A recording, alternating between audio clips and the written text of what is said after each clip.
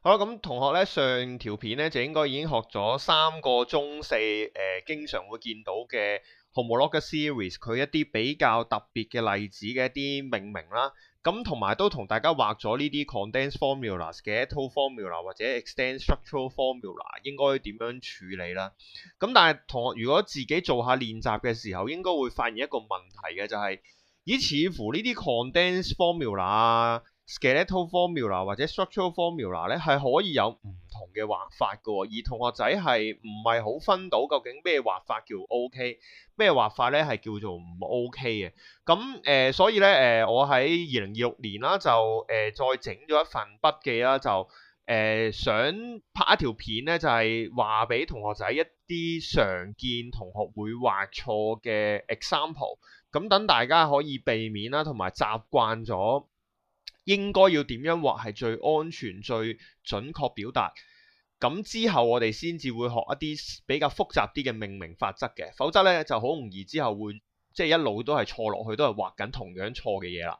咁如果大家打開嗰個筆記嘅第8頁咧，你見到咧直頭呢一版咧嗰個 title 咧係叫做 Common Mistake in Writing Chemical Formula。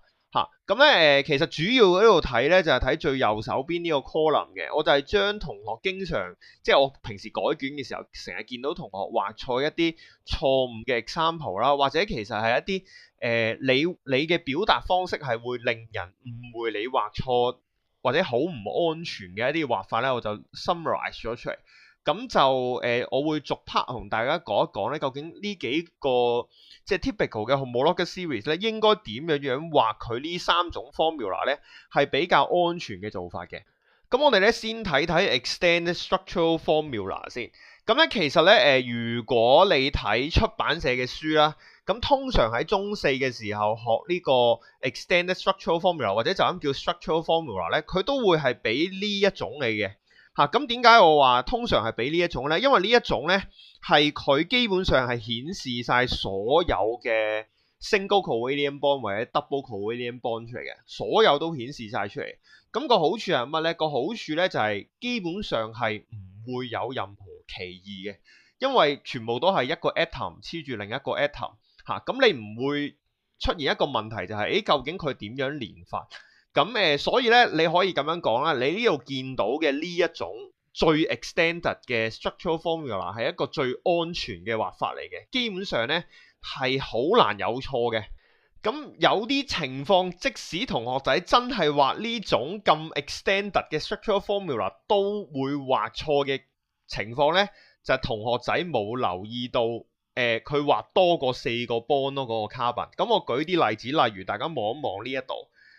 咁你會見到咧呢度咧，其實個 carbon 咧就同學仔咧，即係有時候即係習慣咗畫呢個好似魚骨咁樣嘅結構嘅時候咧，你就會有個衝動咧，你想將佢全部都係變成十字架咁嘅形狀啊。咁但係你就會冇留意到咧，其實佢係冇咁多嘅啊。咁所以呢個有 double bond 呢個 case 啦，或者有 carboxylic acid 嘅呢個 case 咧，其實都會有類似嘅情況出現，就係即使同學仔畫晒 extended structural formula 咧，其實都有可能會畫錯嘅，就係你數錯 bond 咁所以咧，同學仔畫呢個 extended structural formula 嘅時候咧，就一定要小心，就千祈咧就要數清楚嗰個 bonding 嘅數目啱唔啱 ？OK， 好，咁咧我就講咗下一款先，就係講咗 condensed structural formula 先啦。咁你見到咧，我呢一個表裏邊咧，我每一個咧都有其中一個 condensed formula 咧係特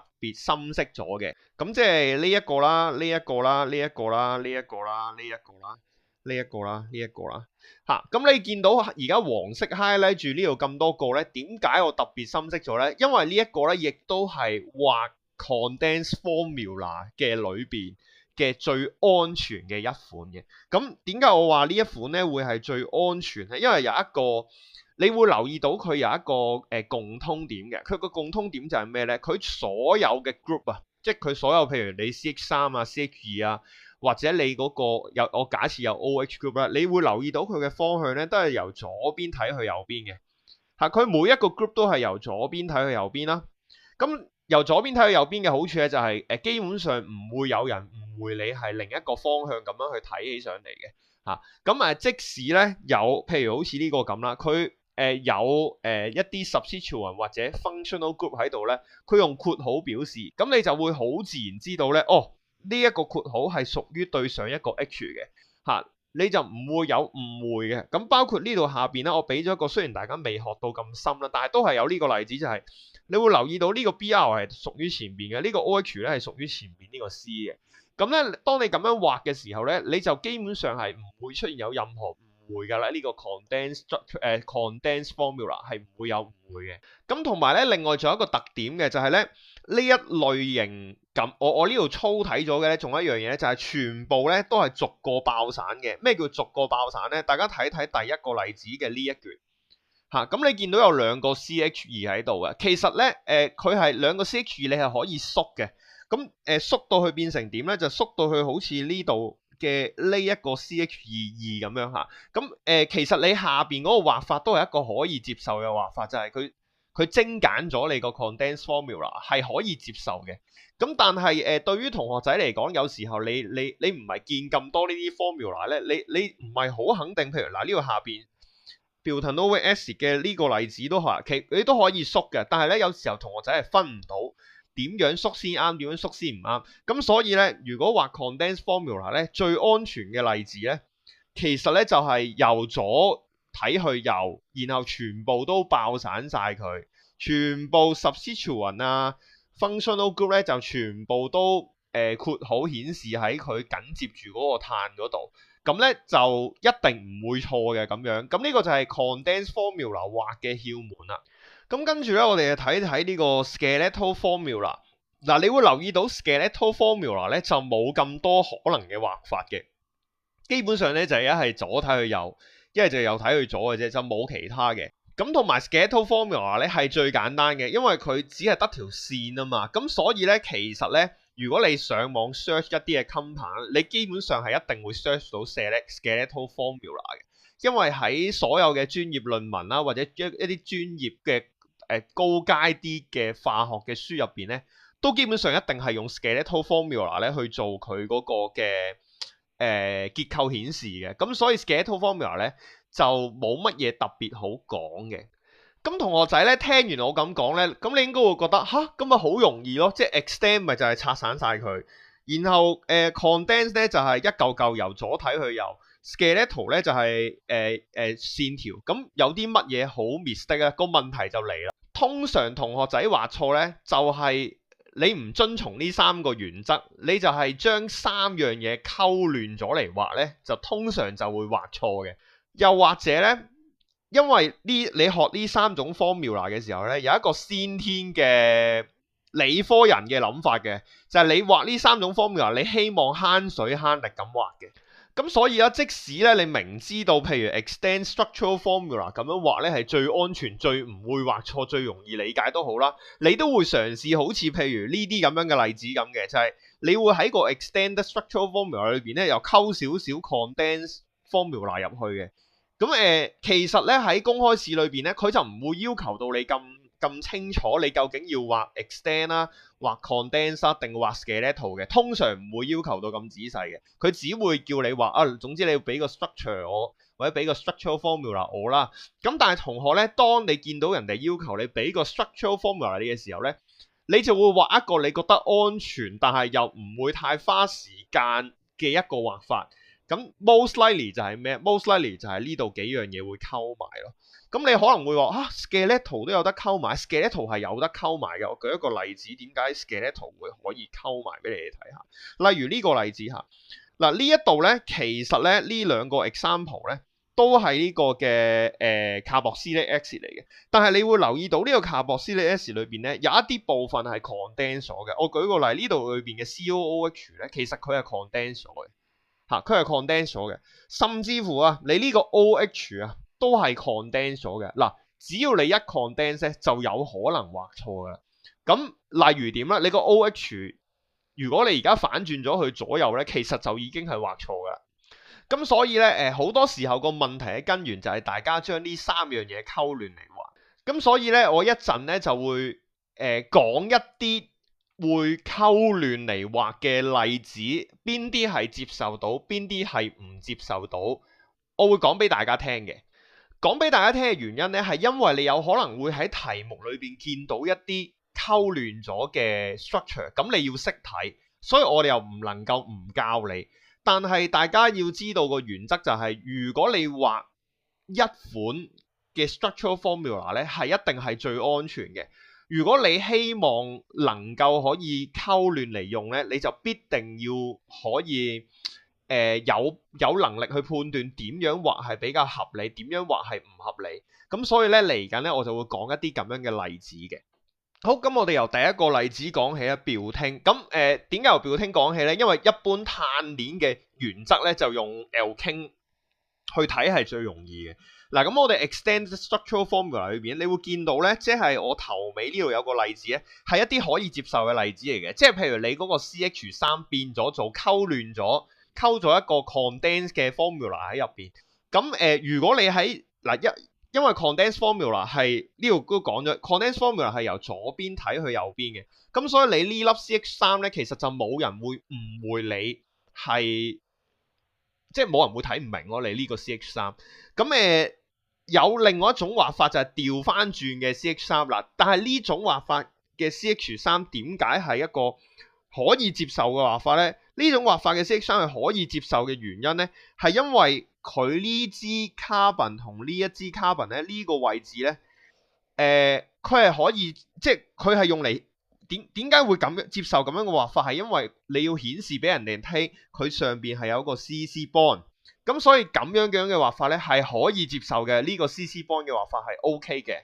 嚇。咁而你嘅亦同樣道理啦，你呢個 H3C 雖然你反轉咗，但係因為佢喺最左邊啊，所以大家係即係冇人會懷疑你嗰三粒 H 究竟係黐咗喺邊度嘅，所以你呢個 H3C 咧，你調轉畫咧係可以嘅。咁另外咧，仲有一個 case 咧，就係呢度下邊咧，你會留意到咧，就用咗 C2H5 啊，C2H5 咧，亦都係一個可以接受嘅畫法嚟嘅。點解咧？因為 C2H5 咧，基本上咧就係反映一嚿呢嚿嚇，咁我哋叫一個 ethyl group 或者係兩個碳嘅一個 group。咁基本上咧 C2H5 咧係唔會被理解成為其他嘢嘅，咁所以係一定冇問題嘅。咁呢個係呢個 extended structural formula 嘅一啲變化嘅可能性啦。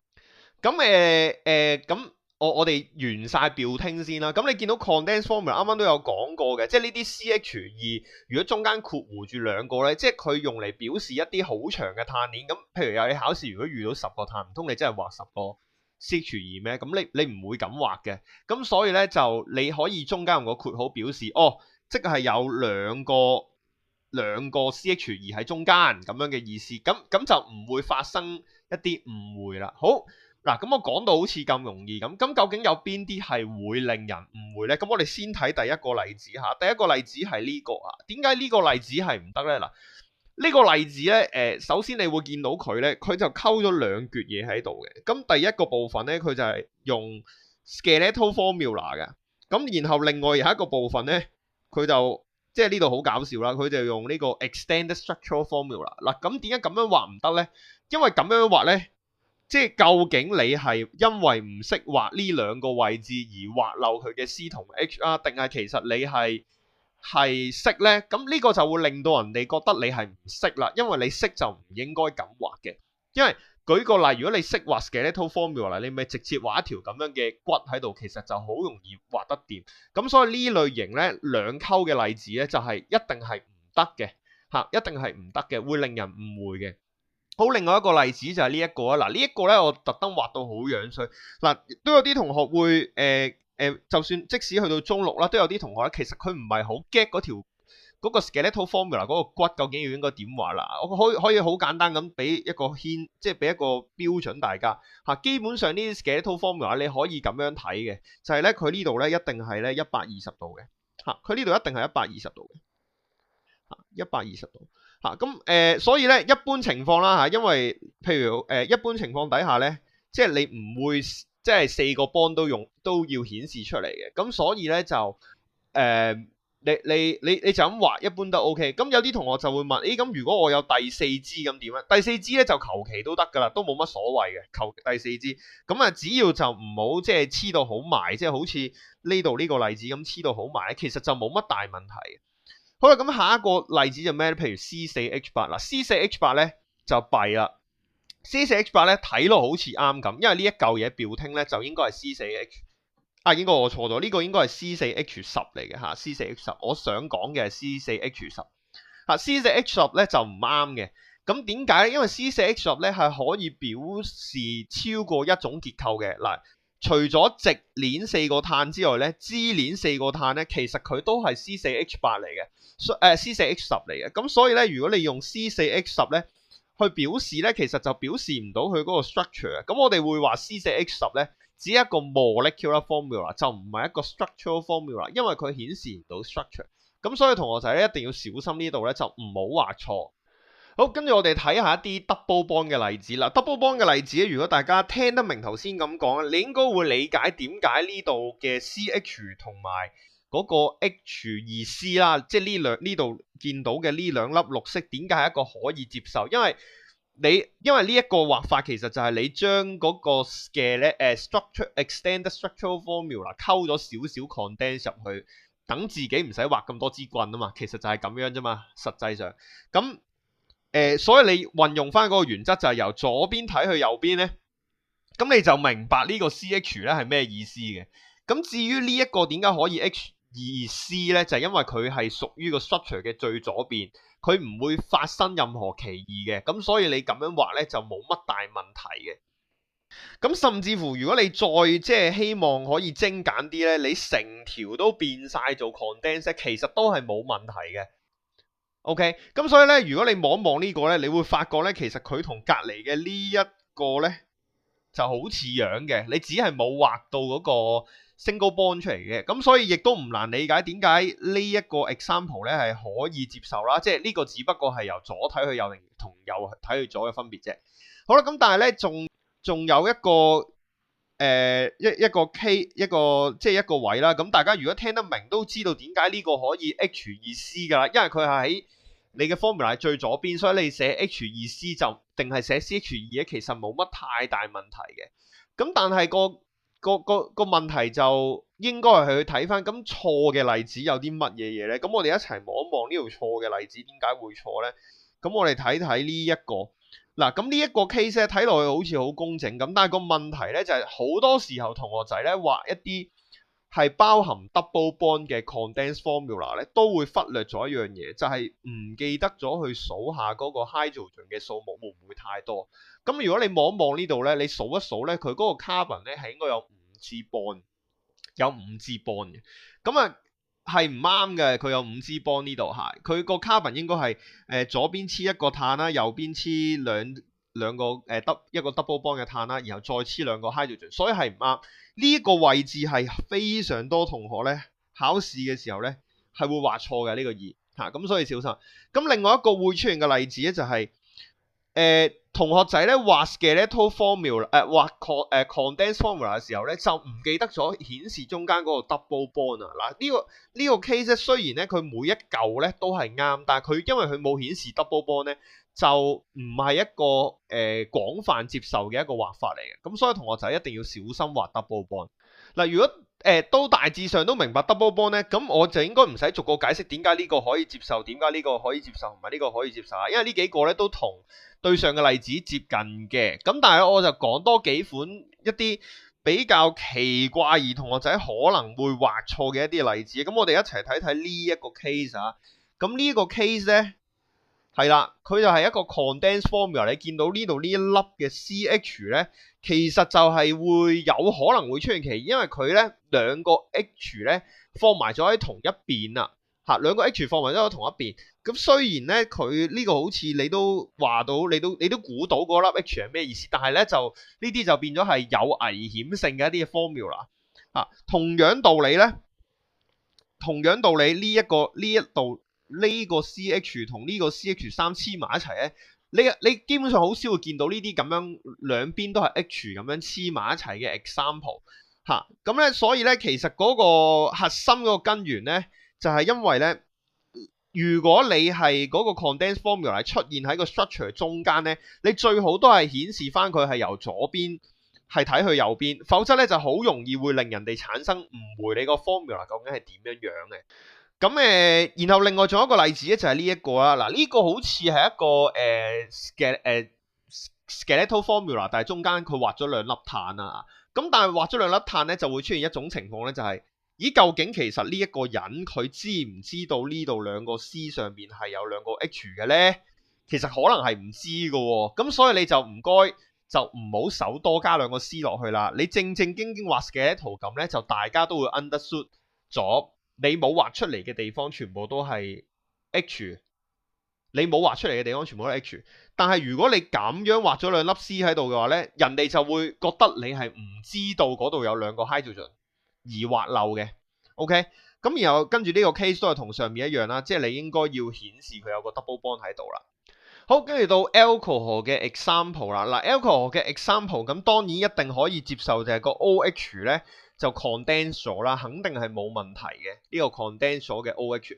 嗱，咁但係咧跟住咧就要留意啦。嗱，如果我哋畫 condense formula， 我哋由左邊睇去右邊，咁當然冇問題啦，即係我哋畫翻個 OH 喺最邊邊，咁就冇問題啦。咁但係如果你選擇嘅係由右邊睇去左邊，你選擇嘅如果係右邊睇去左邊咧，咁你就要小心啦，因為你右邊睇去左邊嘅時候咧，你呢度嘅 OH 就一定要係個 O 要黐住喺個 C 嗰度嘅，個 O 一定要係黐住喺個 C 嗰邊嘅。你如果反轉咁畫咧，就係畫錯嘅。個情形咧就係等於呢度嘅 OH 同埋呢度嘅 OH 咧，就係叫做反轉咗啦。即係你會令到人哋唔知道你係想由左邊睇去右邊啊，定係右邊睇去左邊。咁咧呢個咧就係有問題。咁所以咧右手邊咧呢兩個 case 咧都係一個錯嘅畫法嚟嘅。咁同樣情況咧，因為 alcohol 真係好容易呢個位畫錯，你會留意到咧呢度上邊嘅無論係 skeletal formula 啦，或者 extended structural formula 呢個 OH 嘅擺位都係我經常會喺考試裏面見到同學畫錯嘅畫法嚟嘅，咁所以真係要小心啦，同學。咁然後咧，你再睇翻呢度中間 condensed formula 呢個 C2H5 咧，咁係可以接受嘅嚇。C2H5 係一個比較廣泛接受嘅一個 condensed 咗嘅 structural formula 嚟嘅，咁所以咁樣樣都可以咯，即係唔係最好，最好就一定係第一個嚇，第一個由左睇去右邊，每一嚿都爆散咗佢出嚟，咁就係最好嘅嗱。咁ethanol 呢個例子因為比較簡單，咁我哋咧跟住咧就睇下另一個咧複雜少少嘅例子嗱。咁另一個複雜少少嘅例子就係咩咧？因為呢一個 OH 咧就唔係喺個 terminal 嗰度嘅，呢個 OH 咧就係喺嗰條碳鏈嘅中間位置啊。咁所以如果同學仔要畫嘅時候咧，就一定要畫呢個即係喺個 C 嗰度篤出嚟，即係呢一支bond一定要喺個 C 嗰度篤出嚟嘅，呢一支 bond 一定要喺個 C 嗰度篤出嚟。咁但係咧呢個位咧就會 trick 到好多同學嘅，呢個位會 trick 到好多同學啦。因為點解咧？大家望一望呢一度你就會知噶。如果呢度呢個 case 咧，你咁樣樣畫咧，你係話緊俾人哋聽咧，呢個 O 啊係黐住咗呢個 H 啊，但係呢個 O 並唔係黐緊呢個 H 啊。類似嘅情況咧，就係你 OH 個 H 黐咗呢個 C 啊。呢兩個 case 咧都係 not acceptable 嘅 case 嚟嘅，咁所以咧同學仔記得咧，你篤呢支 OH 出嚟嘅時候咧，一定要篤啱位，就係個 C 連緊個 O 嘅，即係你呢一度見到嘅 C 連緊個 O 或者你呢一度見到嘅 C 連緊個 O， 都係一定要篤得好啲嘅，篤得清楚啲嘅，咁就唔會有任何歧義啦。咁然後咧再有另一個問題咧，都係同之前你喺上邊遇到嘅比較相似嘅，就係同學仔會習慣咗咁樣畫嗰個 C 啦，即係你無啦啦寫粒 C 落去啦，咁冇問題嘅。但係你寫粒 C 咧喺呢個 case 裏邊咧，你其實呢個 C 上面係有個 H 啊嘛，而你唔畫佢出嚟咧，其實就會錯咗噶啦。咁所以咧，同學仔咧就一定要記得咧，如果你畫咧，一係就畫晒，一係就唔好畫嚇。咁啊，呢個下邊都係類似嘅情況啊，即係你個 OH 係個 H 篤咗落去個 C 上面，咁就係錯噶啦嚇。咁然後咧，跟住咧呢度有一個 case 咧，要特別咧，即係一定要好注意，好注意嚇！大家要打粒星落去呢一個位啊，亦都係經常同學會畫錯，就係咧，如果當你嗰個 functional group 或者你嗰個 substituent 啦嚇，我哋未學 substituent，但係大家都 get 大約係乜嘢嘅意思啊？即係你嗰個位有嘢換咗啦。如果佢係出現喺條碳鏈嘅唔係最頭或者唔係最尾，而係出現喺中間咧，你一定要係俾個括號佢嘅，即係好似呢度咁，一定要俾個括號佢嘅。咁你唔俾個括號咁啊點啊？唔俾個括號咧就 immediately 一定係錯嘅，即係呢度呢個例子啦。又或者你俾個括號，但係你係反轉咗佢畫嘅，咁亦都係會令人有誤會嘅。即係你個 O 究竟係想黐邊個 carbon 咧？嚇，咁啊會令到人哋誤會，咁就係當你錯噶啦。咁所以呢個位置一定要小心嚇，一定要小心。好，咁然後到卡博斯呢 S 啦，卡博斯呢 S 相對上咧就冇咁多可以畫錯嘅case 嘅，咁但係都要講一講嘅，就係呢邊咧就唔使太講得太複雜啦，因為呢邊咧就基本上就係你將一部分嘅 extend structural formula 變咗 condense 嘅，咁但係中間咧呢一個位咧就要講一講啦，就係呢一個嚇，如果你而家咧係希望由右邊睇去左邊嘅話咧，你呢個 group 咧都要調翻轉咧，就係 HOOC 嘅，佢喺最邊邊嘅時候都要調翻轉佢咁畫嘅，咁咧就要小心啲，就唔好畫錯，因為你一反轉咗，例如即係點咧？例如你好似呢度咁樣反轉咗。或者你好似呢度咁樣反轉咗，又或者你好似呢度咁樣反轉咗咧，就完全係會令到歧義嘅產生啦，又或者令到人哋覺得你係唔知道嗰支 bond 係應該黐住個 carbon 嘅，咁就要小心啦。好啦，咁然後咧再到下一個 example， 下一個 example 咧，你睇落去咧，你唔覺得佢有太大問題嘅，即係呢個同埋呢個 example， 你睇落去唔係有太大問題。但係如果你仔細啲留意一下，你會發覺咧呢兩個 formula 咧，佢都係有5個碳嘅，1、2、3、4、5嚇，呢度都係1、2、3、4、5。嗱，點解我要特登講呢個咧？因為根據我咁多年教學經驗咧，同學仔喺畫 structure 嘅時候咧，係好習慣 COOH，你好習慣就係我要有呢個係一個4個碳嘅 exit 嚟嘅，咁我就畫1、2、3、4啦。咁呢度咪4個碳咯，係嘛？咁又點啊？但係卡博斯的 S 有個 COH 嘅喎，咁我就再篤多個 COH 出嚟咯。嗱，你咁樣畫咧就 GG 噶啦，就馬上就變咗5個碳嘅。咁所以咧，卡博斯的 S 呢一個好常會出現，或者其實 Organic 裏面經常都會出現，就係同學仔畫多咗碳，有時係畫少咗碳。我咁樣提完之後，同學就會畫少咗碳㗎。我唔提，同學就會畫多咗碳。咁所以大家一定要留意呢一個位置，就係一定要 check 一 check 碳嘅數目。咁然後咧就到最後一個 example 啊。點解我要加埋最後一個 example 落去咧？就係其實因為同學仔應該睇到呢條片嘅時候，我仲未教大家命名 substituent 嘅。但係 substituent 咧就都會喺畫 formula 嘅時候出現一啲問題嘅。主要嘅問題其實類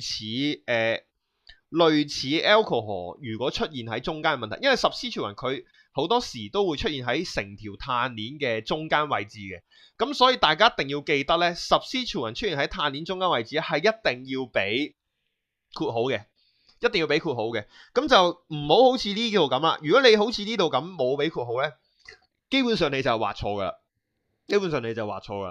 咁係啦，咁你左睇佢右定右睇佢左都唔係太大問題，就要留意。咁至於咧，另外你見到嘅呢幾個例子啦，即係呢個啦，呢個啦，呢個啦。咁如果你睇得明上邊我講嘅 example 咧，其實你應該會揾到佢錯啲乜嘅。咁我大約好快咁 highlight 一下，你會睇到嗱，呢一個 formula 就錯咗喺呢度。咁你應該知道 C 唔係連住 H 啊嚇。呢個 formula 咧就錯咗喺呢粒 C 嗰度，因為呢粒 C 應該仲有個 H 嘅。你一係就唔好畫，你一係就畫埋佢。咁如果你畫埋佢，咁應該點做啊？你畫埋佢咧，就應該要喺呢度篤多個 H 出嚟。你一係就唔好畫唔好畫呢粒 C 咁然後再下邊呢度呢個 case 又有咩錯咧？咁呢度應該係漏咗個 double bond 啦，係嘛？漏咗個 double bond 啦。咁所以咧呢啲嘅 formula 咧，大家一定要小心啦。咁呢條片咧，哇，好多好細微嘅位置啊！咁大家咧聽聽完咁多，但係都始終都要實戰嘅。你做一做啲練習嚇，如果你發覺啲問題，你對翻呢一個 common mistake 嘅呢個 table 咧，我相信你會學得好多嘅。OK，咁啊，大家努力。